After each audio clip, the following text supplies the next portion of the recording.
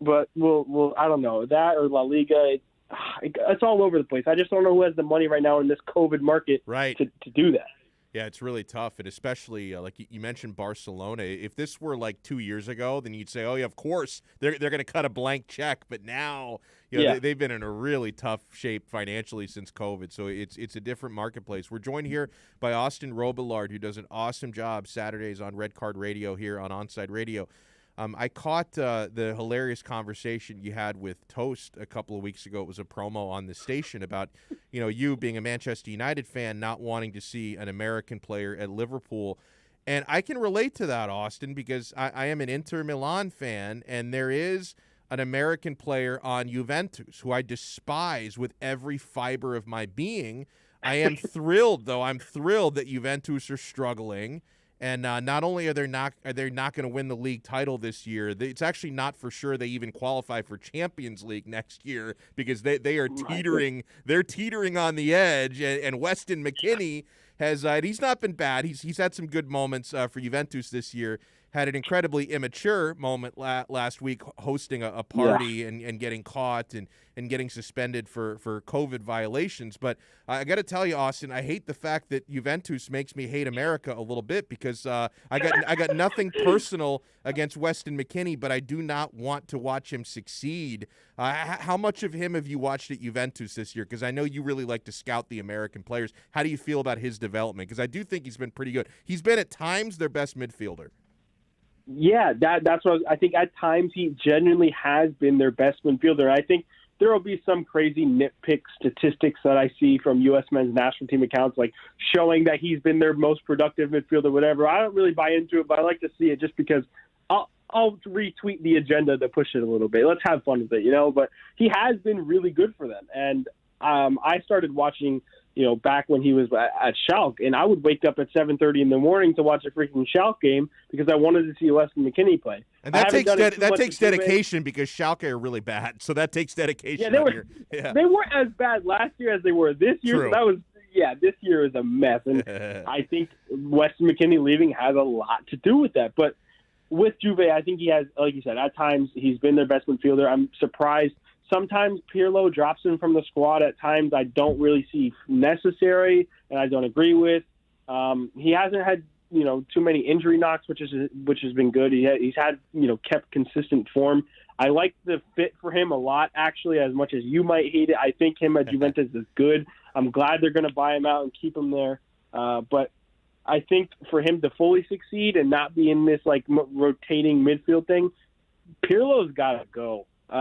Even for Juve's future sake, Pirlo's just got to go. But yeah. I like what McKennie has done. I think that he honestly holds the keys for the U.S. men's national team going forward. Hopefully, he can limit those immature mistakes, that stupid mistake that he did hosting that party. But he holds the keys for the future of the U.S. men's national team, in my opinion. Him, Dest, and Pulisic, they own it.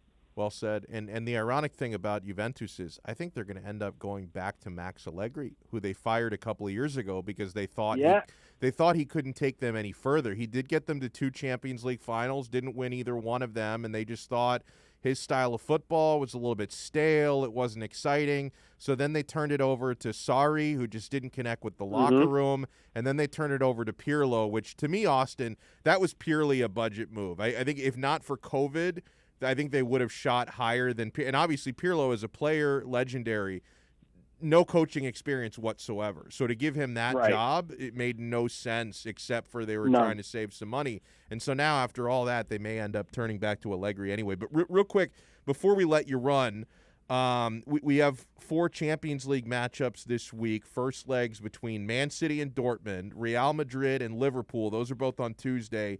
Then at Wednesday, we have Bayern against PSG without Lewandowski, Porto against Chelsea.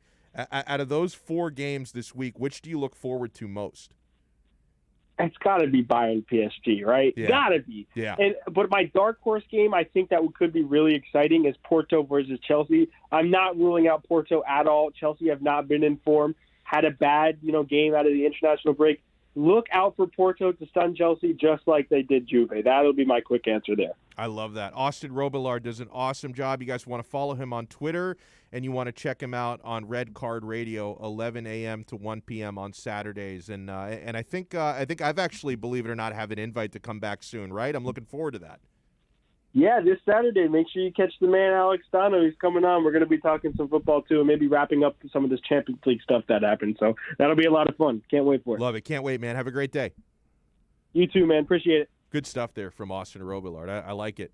844-416-8123. That's 844-416-8123. We continue here on Man of the Match with Alex Donno with you here on Onside Radio. Hey, every Thursday, NBA fans can catch one of the best basketball shows in the country when Ethan Skolnick and Ira Winderman host Inside the Paint. Listen to two of the most knowledgeable and connected reporters in the business. Get year-round insight every Thursday at 10:30 a.m. with Inside the Paint on the home for hardcore basketball fans, OnSideRadio.com. The Man of the Match with South Florida's own Alex Donno. Weekdays 1 to 5 p.m. on the home for Inter-Miami football, OnSideRadio.com. This is the story of a very special woman. In a matter of seconds, she turned herself into a great mathematician or an entrepreneur. Her knowledge was limitless and still is.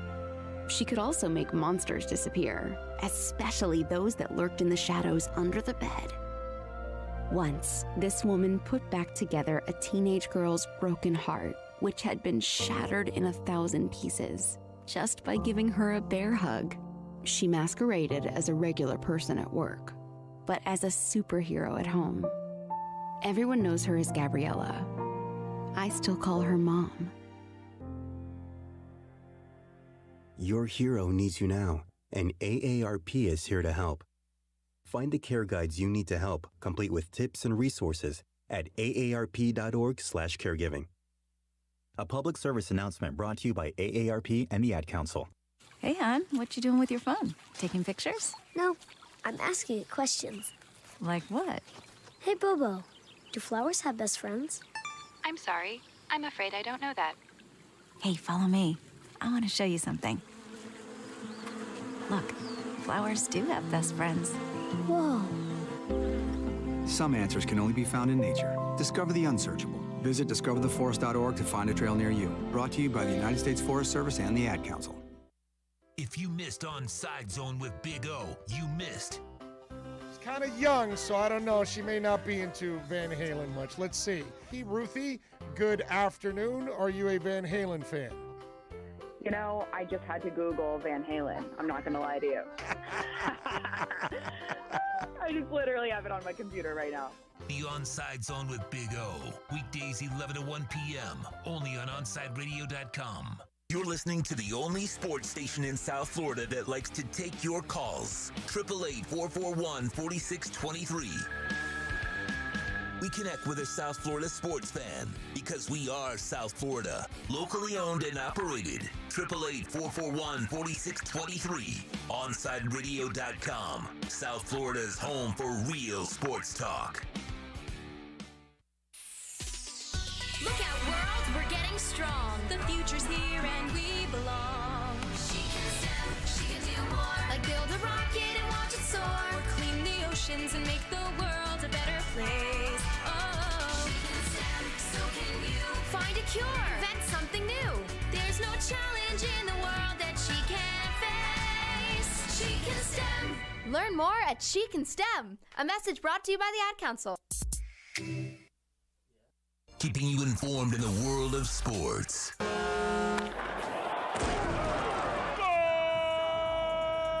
With an OnSideRadio.com sports update.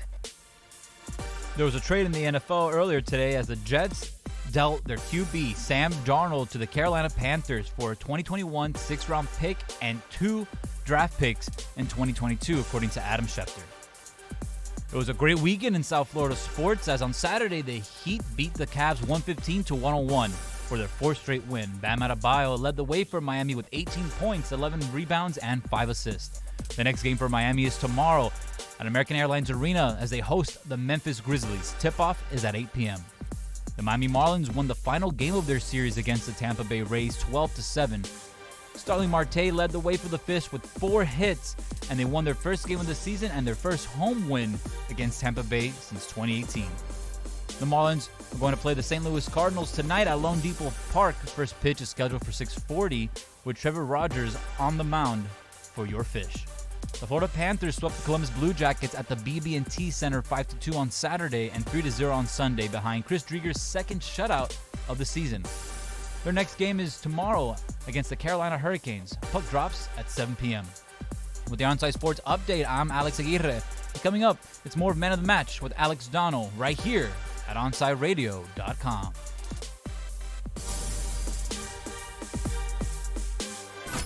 You're listening to OnsideRadio.com. Catch up anytime by downloading the MyTuner Radio app. OnsideRadio.com, South Florida's true hometown station.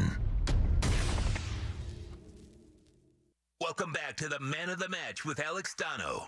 You can reach out anytime on the Onside Sports Line, 888-441-4623. That's 888-441-4623.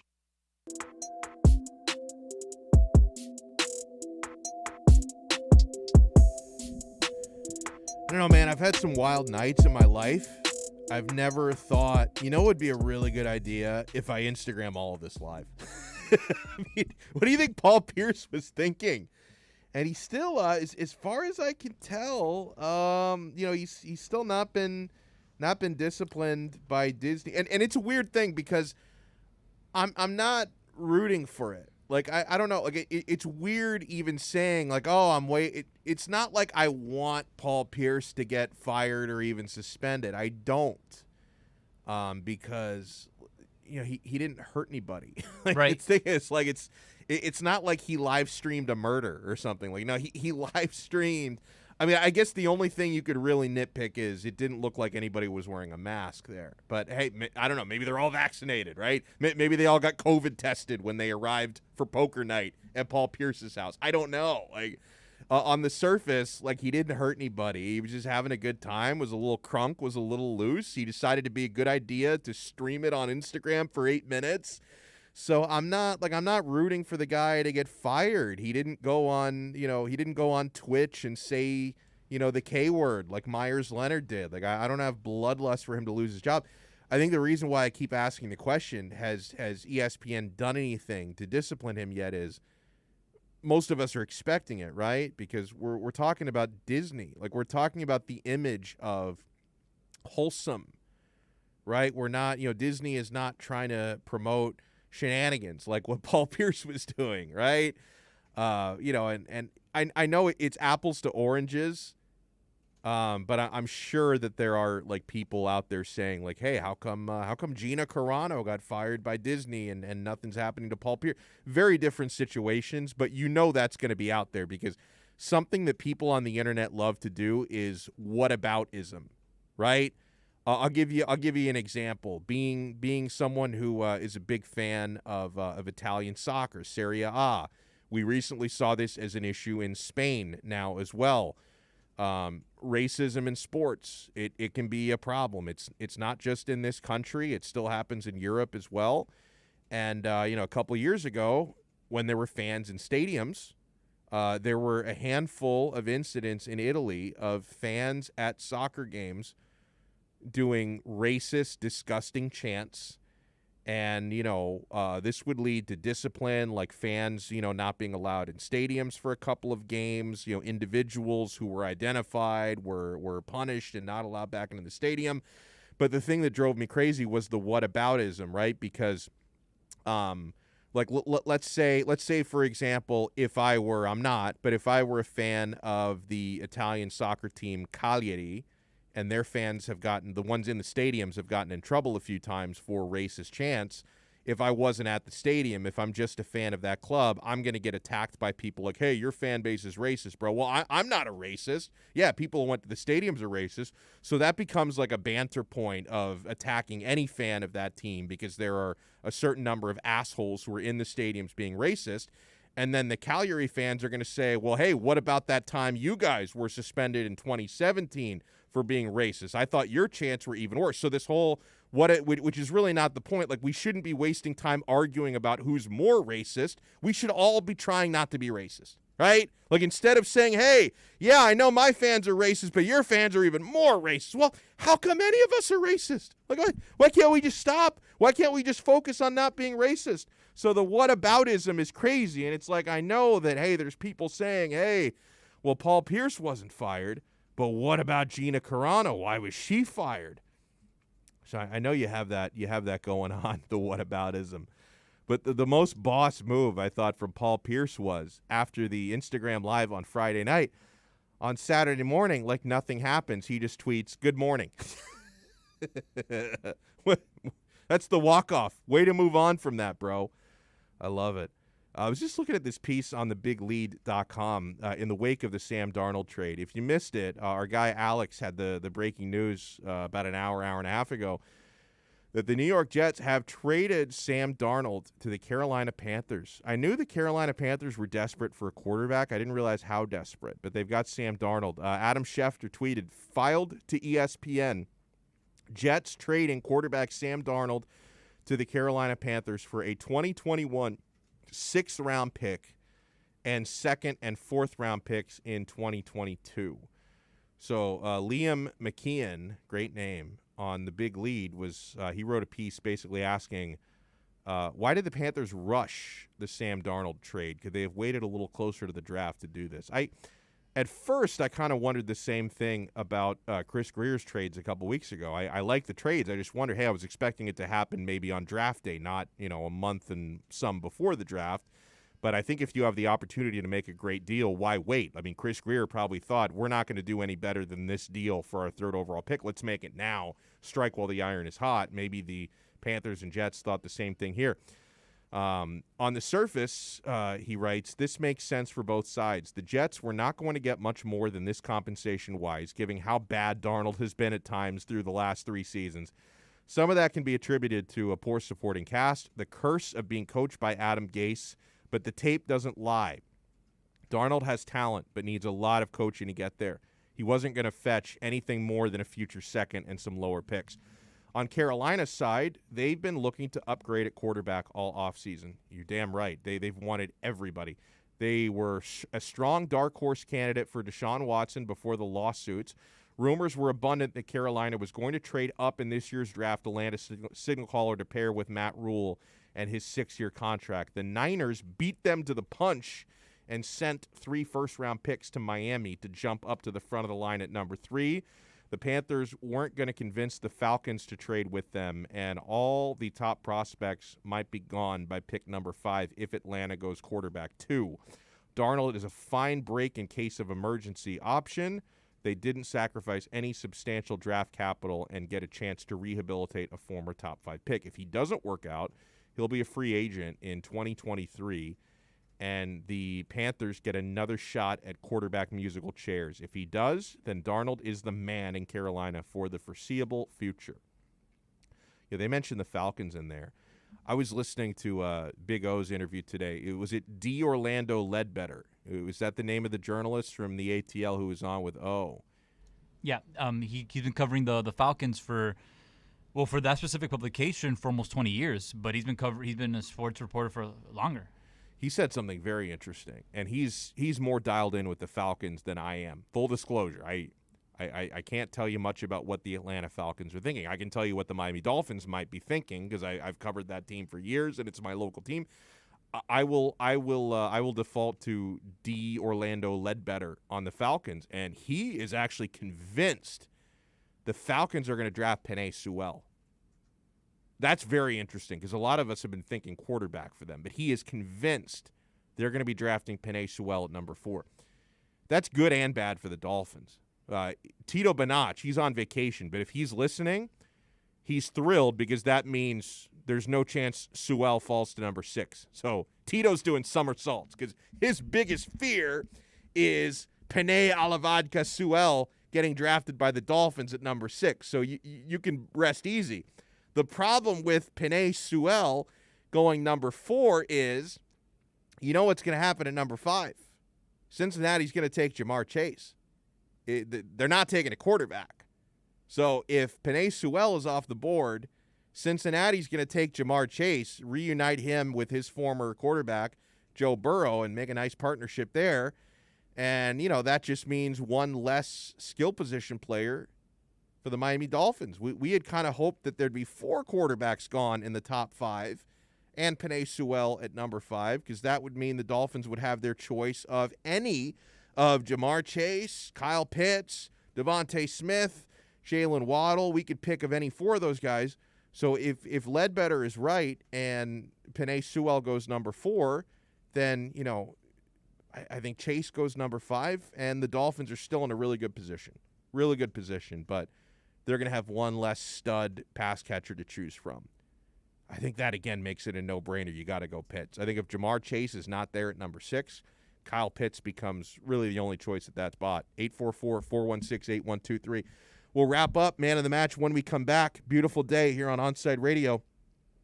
Hey, Onside Radio enters Kai's Corner with Kai Chen Chisholm every day from 10 a.m. to noon. Join Kai as he discusses the biggest stories in South Florida sports. Tune in every day, 10 a.m. to noon for Kai's Corner on the home for South Florida Sports Talk, OnsideRadio.com. The Man of the Match with South Florida's own Alex Donno. Weekdays 1 to 5 p.m. on the home for Inter Miami football, OnsideRadio.com. Look out, world, we're getting strong. The future's here and we belong. She can STEM, she can do more. Like build a rocket and watch it soar. Or clean the oceans and make the world a better place. Oh, she can STEM, so can you. Find a cure, invent something new.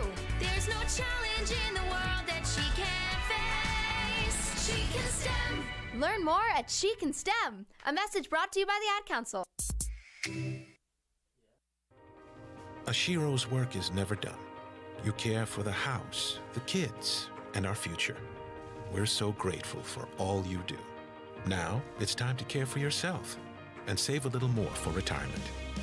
A free 3-minute online chat can give you the personalized tips you need to boost your retirement savings now. Visit aceyourretirement.org today. A public service announcement brought to you by AARP and the Ad Council.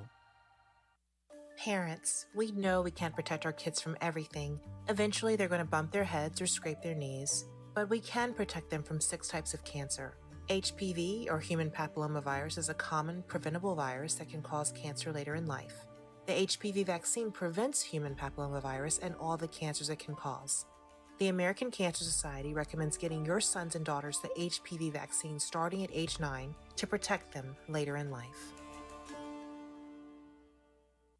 Join the Inter Miami family in 2021 by becoming a 2021 season ticket member. Enjoy enhanced access benefits and pricing not available to general fans. Visit intermiamicf.com/tickets for more information. You're listening to OnsideRadio.com. Catch up anytime by downloading the MyTuner Radio app. OnsideRadio.com, South Florida's true hometown station. You're listening to this station with more live and local sports talk than anyone else in South Florida. OnsideRadio.com, broadcasting from South Florida to the world. Welcome back to the Man of the Match with Alex Donno. You can reach out anytime on the Onside Sports Line, 888-441-4623. That's 888-441-4623.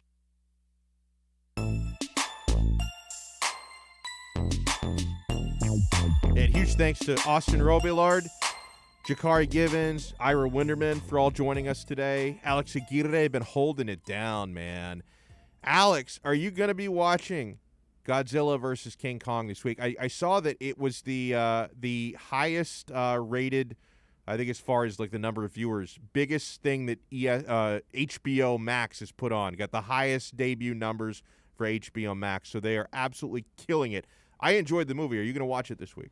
I saw it already over the weekend, and Oh! I enjoyed it. I thought it was great. I thought I heard you say to Big O that you haven't watched it. I must have misheard you. No, I saw it on Saturday. I saw it Saturday Nice. night. I thought it was good. You can't expect Citizen Kane or The Godfather or something like that. You got to expect a monster movie Right. with a good fight scene, and that's what you're gonna get. And what I liked about this movie is that they didn't go over the top and complicate things with a plot.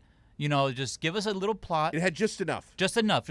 You've got to give some context. Right. Some sort of layers, you know, just so like it's not just a straight up fight scene and that's the movie. So I understand that aspect of it, and I'm glad they didn't, you know, drain us with a humongous like and complicated plot. Yeah. You know, so they knew what fans wanted to go see. Like when fans go see a DC or Marvel movie, especially for DC, since they've been struggling, you know, compared to the MCU. You gotta watch that Snyder Cut. It's not bad. Exactly. It's not bad. And why do people like the Snyder Cut more? Because of the fight scenes, the entertainment, the more entertaining scenes. You know, it's like a rule for action movies. It's like make sure the best parts, the fight scenes, is you know the best. Like in terms of like your content and how good you're gonna make it. Because let's be real here. Especially for guys, you know, we don't care about a plot. We want to see people's faces get kicked in and guns firing and like just action. And if you make those scenes well, then you win the battle.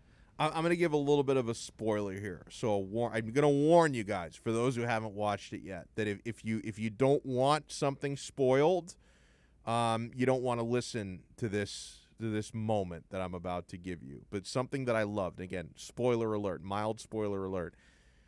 I loved, Alex, the way that they played out the rivalry between Godzilla and Kong, because I'm a Godzilla fanboy, and I was really worried that they were just going to make Godzilla the bad guy and Kong is just going to kick his ass. And then I thought the way that they managed it was perfect with head-to-head.